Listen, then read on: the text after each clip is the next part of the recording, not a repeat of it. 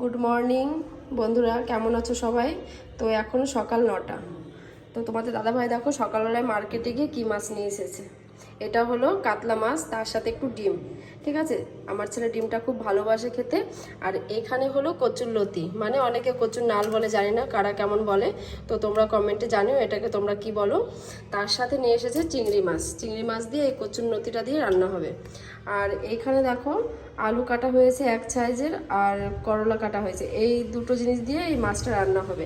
তো তোমাদের কার কার পছন্দ এই মানে তরকারিটা খেতে, সবাই আমাকে কমেন্ট করবে, ঠিক আছে? আর কোনো কিছু ভুল হলে আমাকে ক্ষমা করবে, কারণ আমি প্রথম এই ব্লগে প্রথম, ঠিক আছে? তারপরে দেখো সকাল সকালে কি সুন্দর ওয়েদারটা, কি বৃষ্টির ভাব, এত সুন্দর বৃষ্টি তোমরা দেখতেই পাচ্ছ সবাই। ফাইনালি আমার রান্না কমপ্লিট হয়ে গেছে। তো দেখো এই কচুরলতিটা চিংড়ি মাছ দিয়ে রান্না করেছি, কালারটা জাস্ট ওয়াও। আর এইটা দেখো মাছের ঝোল করলা দিয়ে। ঠিক আছে, কেমন হয়েছে দেখো, কমেন্ট করে অবশ্যই তোমরা জানাবে। আর এটা হলো একটু মাছের তেল নিয়ে এসেছিলো, সেটা দিয়ে একটু বেগুন আলু দিয়ে রান্না করেছি শুকনো করে।